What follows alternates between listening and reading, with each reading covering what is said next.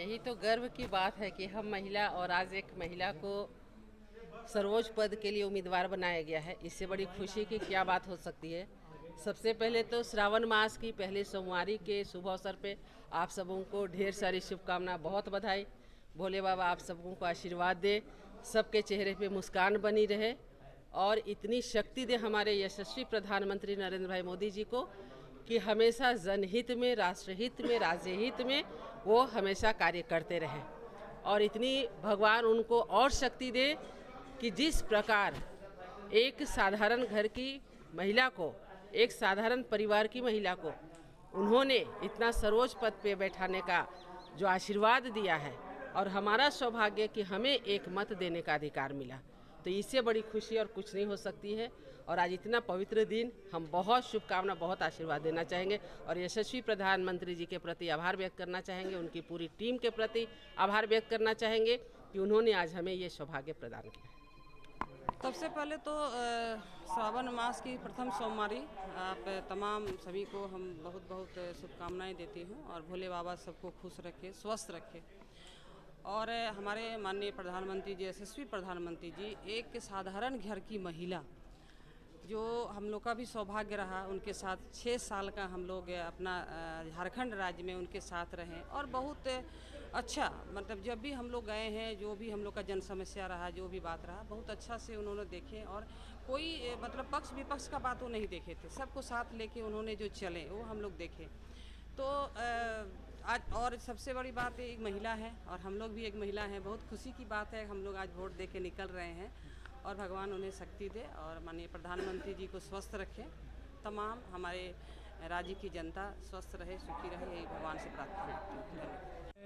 फैसला किसी भी संवेदनशील व्यक्ति हो, जो भी इस देश के संविधान को लेकर के, जो भी इस देश में दलितों, वंचितों के अधिकार को लेकर के, जो भी इस देश में जो हमारी लोकतंत्र की आज़ादी के 75 साल पूरे हुए हैं और आज़ादी के 75 साल में जिस संविधान की, जिस न्यायिक संस्थाओं की, जिस लोकतांत्रिक संस्थाओं की, जिस कार्यपालिका की हमने बुनियाद डाली थी, उसकी रक्षा के प्रति जरा सा भी चिंतित है, उसकी मर्यादा के लिए जरा सा भी चिंतित है, तो उसका वोट भारतीय जनता पार्टी के खिलाफ जाएगा। क्योंकि भारतीय जनता पार्टी के शासनकाल में लगातार आप देख रहे हैं संविधान पे बुलडोजर चल रहे हैं। जहां जनता के द्वारा चुनी गई हैं वो चुनी गई हैं, जहां नहीं चुने गए हैं वहां भी वो दल बदल तमाम कानूनों के बावजूद भी जनता के मत को जो वो खरीद फरोख्त कर रहे हैं। तो ऐसी स्थितियों में ये ज़्यादा ज़रूरी हो जाता है कि संविधान और जहाँ भी जो भी संस्थाएं हैं, वो चाहे राज्यसभा हो, लोकसभा हो, राष्ट्रपति हो, राष्ट्रपति संवैधानिक वोट होते हों, उसमें वोट ऐसे व्यक्ति को दिया जाए जो इसके खिलाफ हो, इससे खड़े हों। यशवंत सिन्हा का समर्थन बीजेपी का विरोध बिल्कुल बिल्कुल है। और आज यशवंत, जाहिर सी बात है, विरोध का मतलब ही है कि यशवंत सिन्हा का समर्थन के अभी जो विकल्प हैं राष्ट्रपति चुनाव में, तो 2 ही स्थितियां हैं और उसमें यशवंत सिन्हा जी को ही वोट देंगे। देखिए, हम लोग पार्टी के समर्पित सिपाही हैं। पार्टी का आदेश निर्देश का अक्षरशः अनुपालन होता है। पार्टी के आदेश निर्देश का ही पालन होगा। ये तो आदिवासी अस्मिता का जो नारा दिया गया, क्या उसके आगे यशवंत सिन्हा फीके पड़ गए, कमज़ोर हो गए? अब देखिए, कौन फीका पड़ा, कौन ये हुआ, ये हम तो नहीं जानते हैं। हम ये जानते हैं कि युद्ध के मैदान में जो लोग उतरे हैं सब जो है मजबूत और दिलेर हैं। तो इसलिए अब युद्ध का जो रिजल्ट आएगा वही बताएगा। ये कांग्रेस इंटैक्ट है। अब हवाई करेगी रोशनी का फैसला, जिस दिए में दम होगा वो दिया रह जाएगा। कांग्रेस इंटैक्ट है। बीजेपी कह रही है कि हमने उधर से अंधमारी कर ली है। अब देखिए, सस्ती महंगी बिकती है अफवाहें बाजारों में, मानवता का दम घुटता है चांदी की दीवारों में। ठीक है उस लाइन पे। मैं तो पार्टी लाइन पे चलने वाला हूँ। मेरे लिए तो वही है, आदेश जो हुआ उसी के अनुसार होगा। बाकी और लोगों से पूछ लें। और कुछ आदिवासी महिला खड़ी थी, नहीं थी वोट हैं? आदिवासी थी द्रौपदी मुर्मू। मैं यहाँ हूँ पार्टी की वजह से हूँ कि दूसरे वजह से? दूसरे वजह से भी है। नहीं, पार्टी की वजह से है। पार्टी ने मुझे टिकट दिया, ठीक है, आदिवासी क्षेत्र से जीते हैं हम, लेकिन पार्टी टिकट दिया तब ना। सर ये जो आदिवासी अस्मिता का नारा दिया गया जिस तरीके से एनडीए की तरफ से, क्या वो बहुत मजबूत रहा द्रौपदी मुर्मू के लिए? अच्छा, और विपक्ष के साथ भी जुड़ते चले गए। दूसरे से न पूछिए या पार्टी अध्यक्ष से पूछिए, दिल्ली के लोगों से पूछिए, मुझसे पूछ के मैं क्या हूँ? मैं पार्टी का सिपह सालार हूँ और कुछ नहीं हूँ। पार्टी ने मुझे मंत्री बनाया, मंत्री हूँ बस। पार्टी की नीति बनाने वाले अलग अलग लोग हैं, पार्टी के नीतियों पर चलाने वाले झारखंड में अलग लोग हैं, हम पार्टी की नीति के साथ चलने वाले लोग। नहीं सर, लेकिन बीजेपी ने कहा है कि कांग्रेस के भी कई विधायकों का वोट। अच्छा, तो उनसे पूछ लीजिए, उन्हीं से पूछ लीजिए। हम उनका वो जो कहे उसको हम का जवाब दें? हम कुछ बोले? जेएमएम के फैसले को कैसे देखते हैं? जेएमएम का फैसला, वो अलग पार्टी हमसे है, अलायंस में जरूर है, अलग पार्टी है, उसने फैसला लिया, सोच समझ के लिया।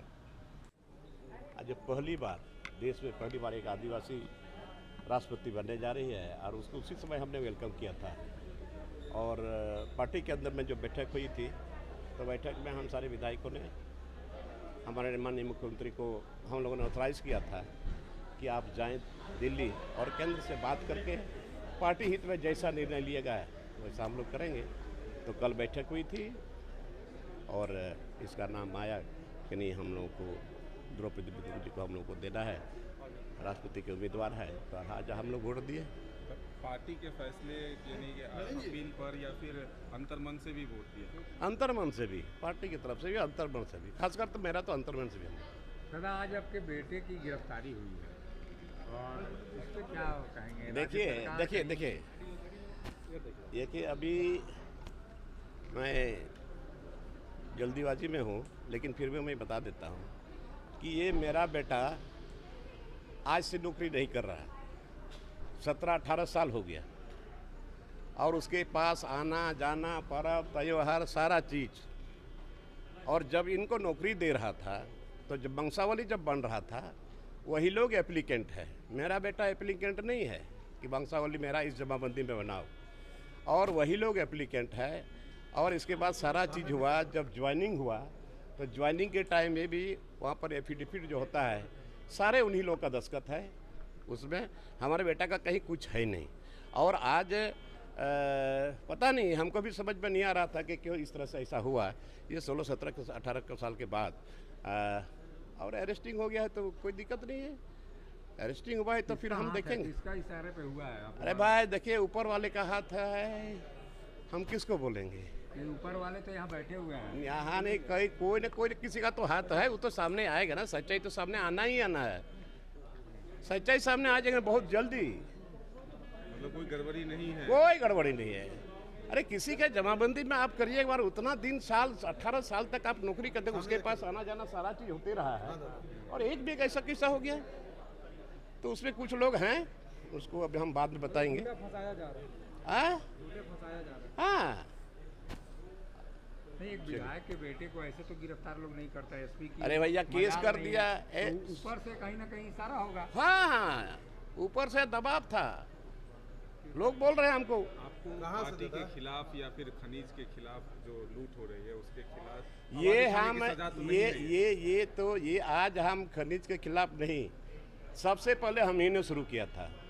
मिर्जा चौकी में हमने शीत में 2 दिन तक सड़क किनारे खेत में सोया, और हमारे कार्यकर्ता लोग, तब उस समय वहाँ पर जो लूट जो हो रहा था, बिना चालान का गाड़ी जो चल रहा था, ओवरलोडेड गाड़ी जा रहा था, बिना चालान का जा रहा था, हम वहाँ पर धरना दिए, और इसके बाद वहाँ पर सीसी कैमरा लगा, और इसके बाद चालान के साथ जाने लगा मटेरियल।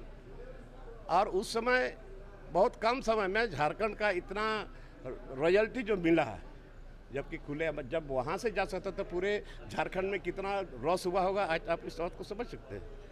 तो हमने शुरू किया था, और आज मुख्यमंत्री तो पहल किए, लेकिन बहुत लेट से किए। हम तो उसको धन्यवाद दें कि आपको हम धन्यवाद देते हैं मुख्यमंत्री जी, आपने जो पहल किया, एक बोली में आज IAS IPS लोग इस पर रोक लगाया, तो ये तो बहुत लेट किया, ये पहले होना चाहिए था। और इसमें गवर्नमेंट को बहुत रेवेन्यू भी मिलता है, अगर पहले होता तो।